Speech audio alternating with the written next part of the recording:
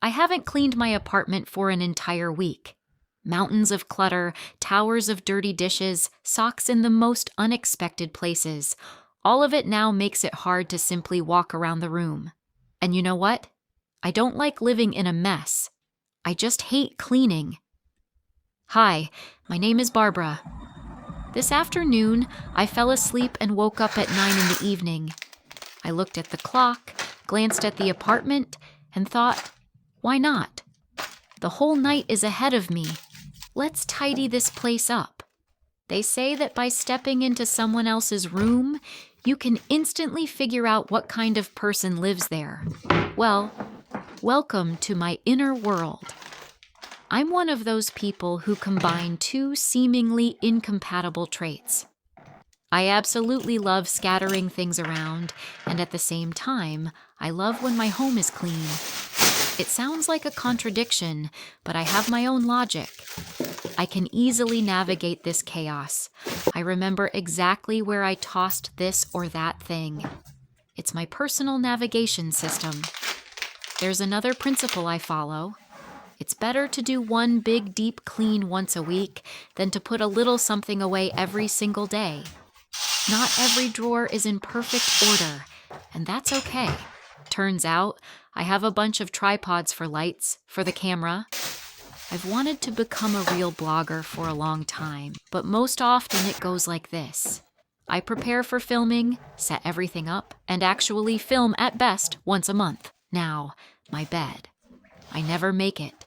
And for me, that's fine. So throughout the day, pillows, clothes, and random objects of unknown origin all peacefully coexist there. This folded pile of clothes is stuff I set aside for laundry. A long time ago. A very long time ago. My goal today isn't perfectionism. My goal is just to clear some space. As for the tools, that's a different story. Recently, I built some shelves in the closet, all by myself. Because I'm a single mother, and in this apartment I had to learn to do everything on my own, from plastering walls to assembling furniture from scratch. No matter how hard the task, there's no one else in this home who's going to handle it but me. Before I faced the challenges of renovation, I had no idea how interesting it could be. Now I'm not afraid to change up the interior. This part of the room, I call it unfinished story. For 4 years now, I've had an idea for a film living inside my head. Every so often, I jot down thoughts, organize them, try to figure out how to tie everything into a complete picture. I'm still far from the finish line, but I know for sure it'll happen. It's inevitable. All right. Let's talk about the socks. If you're looking at the screen thinking, Barbara, why are your socks scattered all over the room as if you've turned them into an art installation on purpose? I have an explanation. A few days ago, I was packing my son for summer camp. Major laundry day, packing, making lists. And you know that classic problem, socks lose their pairs after washing. It's a law of nature. I did everything I could. I really tried, but the universe was against me. While I'm cleaning, I want to be honest. I hate cleaning with all my heart. And a bit later, I'll tell you where that comes from, because it's not just laziness. There's a whole story behind it. But you know what's surprising? When the room starts looking normal again, something changes inside me. With every item I put away, it's as if my thoughts fall into place too. I don't know how to explain it. It just works. I've lived in this apartment for a year. In that time, I've renovated my room twice and rearranged the furniture 3 times. I still haven't found the perfect setup, the one that will make me truly happy. That's why almost all my furniture is lightweight and without extra fastenings. Every 3 to 4 months, I shift everything around again. I'm still trying to find myself. Looks like we're done with the room. Not bad. Let's move on to the kitchen. I bought this table dreaming of quiet evening dinners, me and my son, just the 2 of us talking about our day. Reality is a bit different. I come home from work completely drained. He goes off to his room to watch videos on the computer. We eat at different times, in different rooms. The table just stands there, waiting for its moment. And now we've reached the scariest part, the mountain of dishes. I put this off to the very last moment, literally until there isn't a single clean plate left in the cupboard. Only then do I give in. After work, after cooking, I'm already empty, and the thought of still having to stand at the sink feels unbearable. But I have my own strategy. I let it pile up for 2 or 3 days, and then spend 20 minutes dealing with it all at once. Yes, the pile can get impressive. Sometimes so much that all the dirty dishes don't even fit in the sink at one go. But after that, I'm free. I don't have to wet my hands 3 times a day, don't have to force myself every time.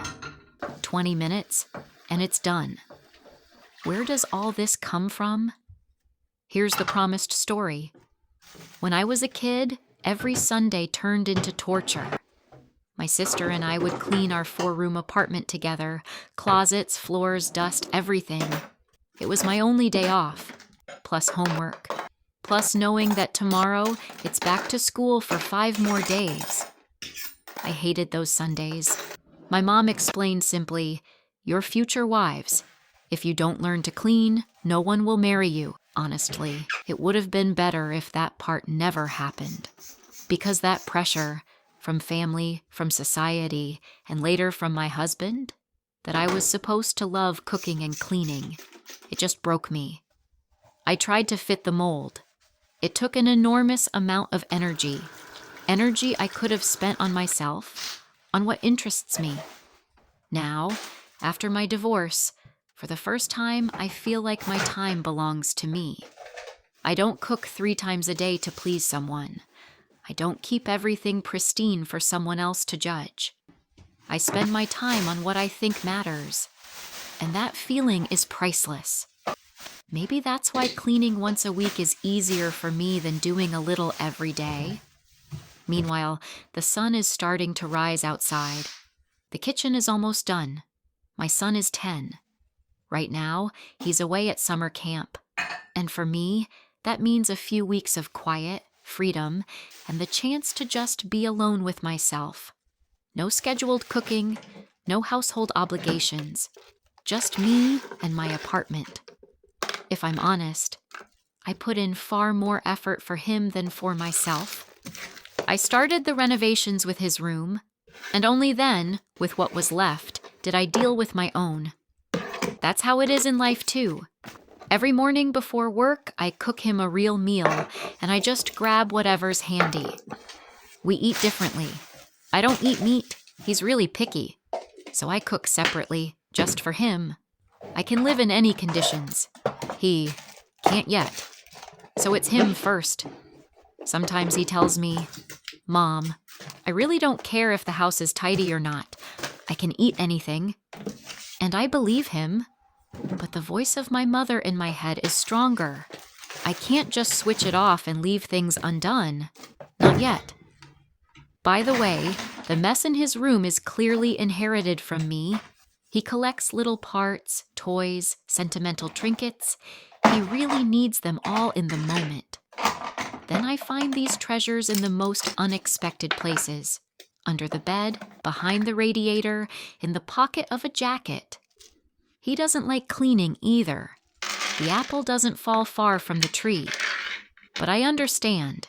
If you don't do it at all, the apartment will gradually turn into pure chaos. I can't afford to hire a cleaning service yet, though I think about it all the time.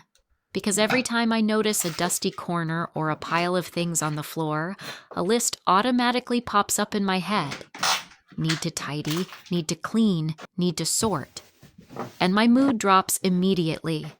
It happens every day. It's just background noise that never switches off. Although sometimes cleaning brings surprises. Today, I found a few things I'd completely forgotten about. And that's nice. Like a little journey into the past. I used to rarely throw anything away.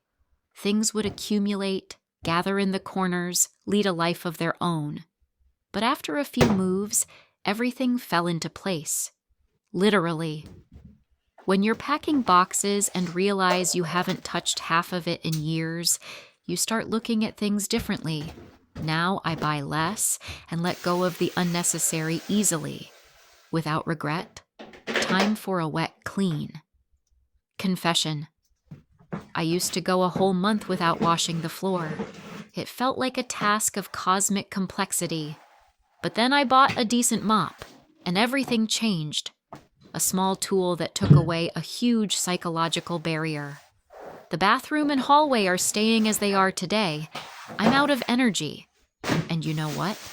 I'm okay with that. The perfect time to step outside and breathe some fresh air after a long night of cleaning. It's 4 a.m. I go out to take out the trash, and the city greets me with silence. I live in the city center, but it's a small city.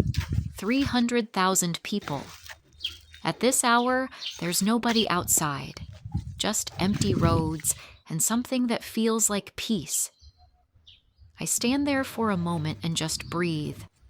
It's the kind of stillness you rarely get to experience when the world is awake. I'm glad I can go out alone at 4 a.m. and feel safe. It was a long evening, a long night. A lot of thoughts said out loud. Things I don't usually say to anyone. About the life I'm slowly, quietly rebuilding. On my own terms, at my own pace. The apartment is cleaner now, and somehow, so is my head. There's something almost meditative about cleaning at night, when no one's watching and there's no pressure to perform. You're just moving through your own space, making it livable again, making it yours. I go back inside. The apartment smells different, fresher. The floor is clean, the dishes are done, the counters are clear. It's not perfect, but it's mine, and it's enough. Now, a long shower to wash off the night, a soft bed that I will absolutely not be making, and a sleep that I have genuinely earned. Thank you for spending this night with me, for cleaning alongside me even from a distance. I hope wherever you are, your space feels like home, and if it doesn't yet, maybe that's just something we're both still working on. Good night, or good morning.